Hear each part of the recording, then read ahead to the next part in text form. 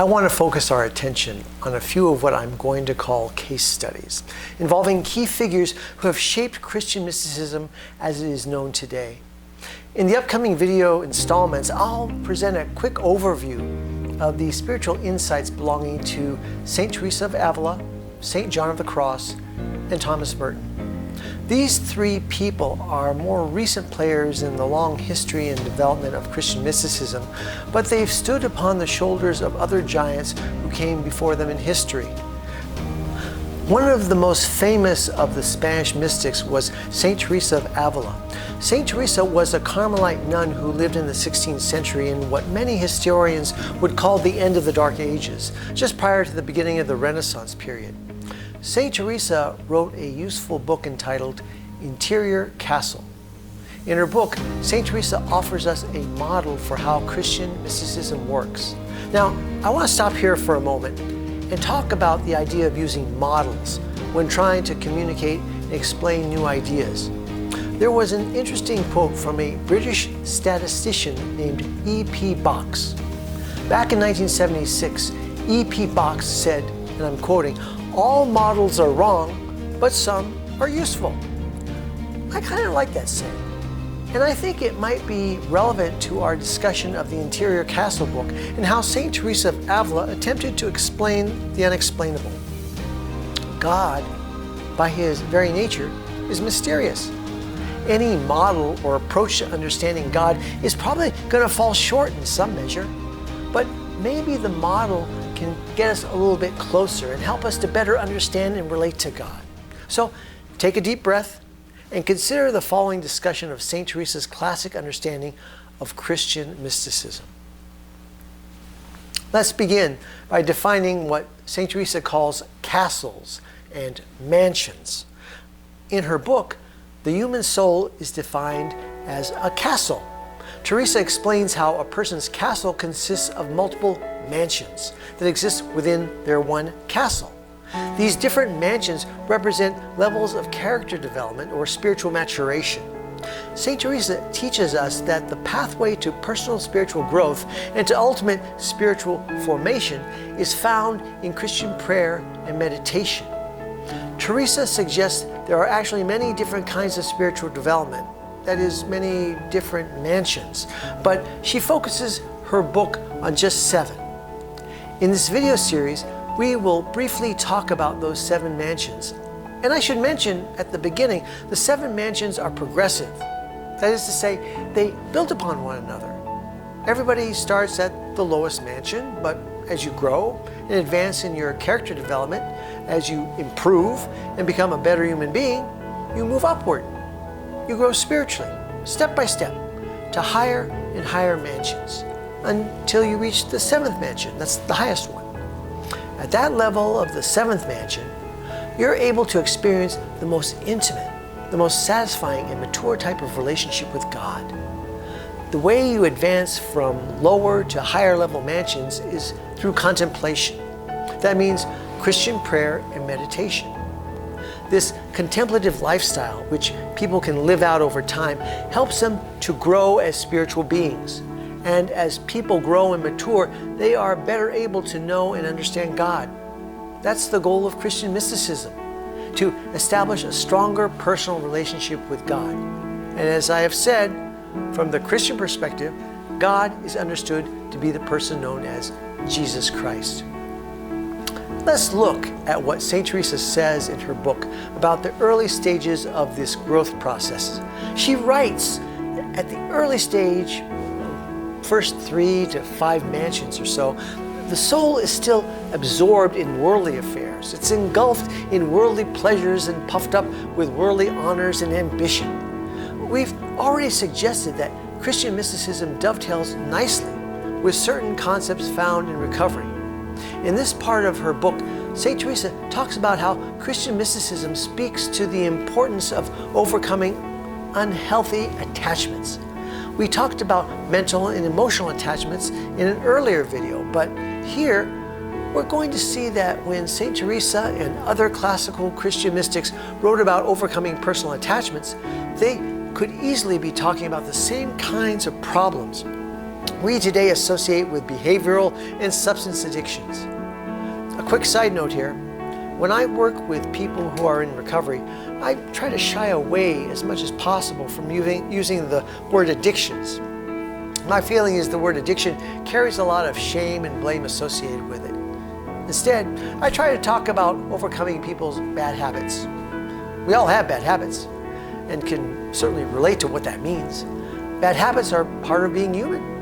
So I'm going to try to use more positive language during the course of this video series.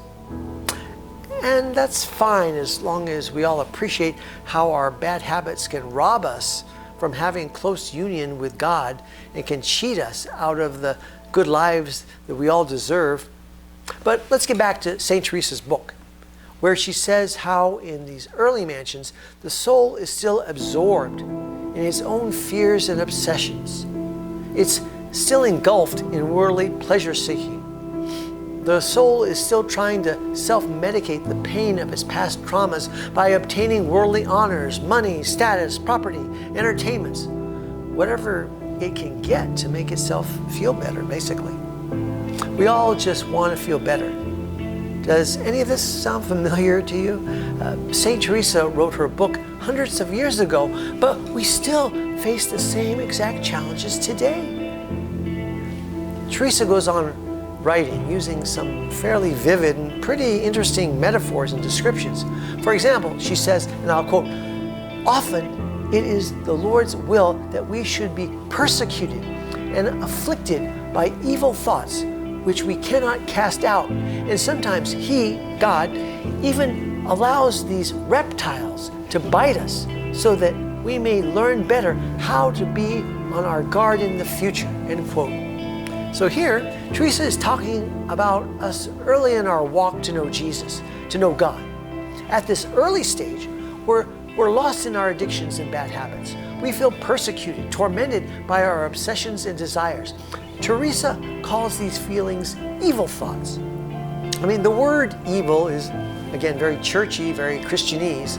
It turns a lot of people off, but think about it. If your bad habits are hurting your life and causing you problems and stress and shame and upset, then maybe they really are evil. St. Teresa might be very accurate in the way she describes the situation. Teresa also talks about how these evil thoughts persecute us. Another word for persecute is torment. Anybody lost in any kind of addiction, whether it's chemical or behavioral, understands how those urges are relentless and tormenting. They make us miserable until we finally give in to the cravings or the desires. St. Teresa then goes on to explain how these, what she calls evil, tormenting addictions, are like reptiles that seek to bite us. I think that's an interesting comparison. What does she mean by reptiles? Could these reptiles be literal demons from hell that come to torment us in our emotions and feelings? Possibly, but these reptiles could also refer to a person's trauma story.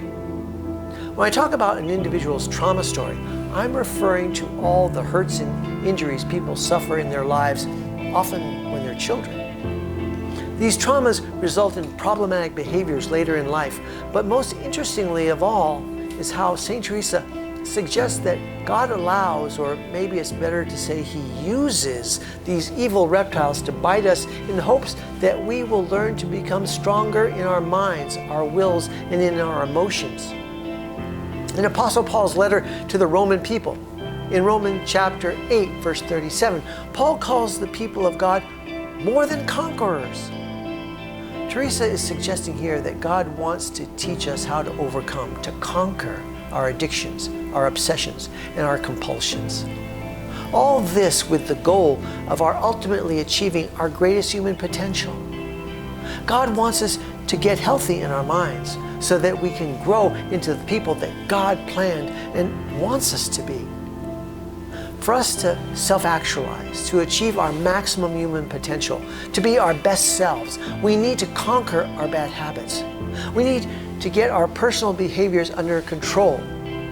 In her book, Teresa says, and I quote, "If we persevere in it, that is, overcoming our bad habits, instead of going back to consort with the reptiles.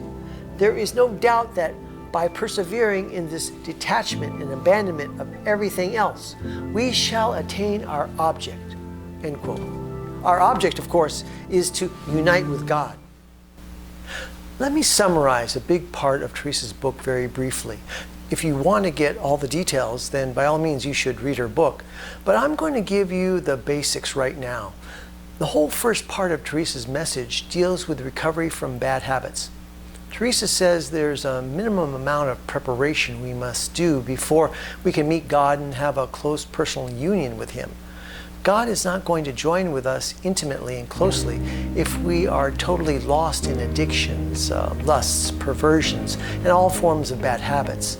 God can't promote us to superstar spiritual status when we are currently in such a sorry condition. I mean, don't get me wrong here. God does care about us. He proved it when He sent Jesus Christ from heaven down to earth to die for the sins of humanity. Jesus' painful murder and His selfless personal sacrifice gave the rest of us a spiritual pathway to salvation and to heaven. But unfortunately, we'll remain limited in our understanding of God in this current physical life unless we conquer our bad habits. The good news is there are a lot of resources available to people who are in recovery. I myself wrote a book on how to overcome bad habits. Additionally, there are also 12-step programs available for people who have chemical or behavioral addictions. There are trauma therapists and other medical professionals who can help people deal with their emotional pain from past abuse. The point is, a proper healing foundation needs to be established. And we need to begin our recovery program right now so we can better position ourselves to meet God in the future. It's totally possible. Yes, it takes work, it takes effort. There's no quick fix, and it doesn't happen overnight either. But it's doable. There's hope. And I'm living proof that it's possible to overcome deep-rooted bad habits. I have been clean and sober in my own recovery program for many years. I don't want to spend a lot of time here talking about myself, but if you choose to learn more about my personal story, you can get my book.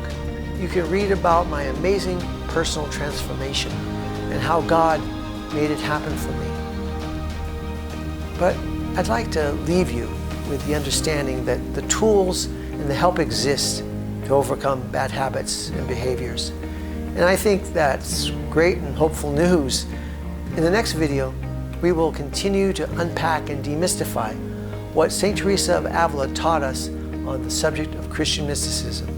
Thanks for watching.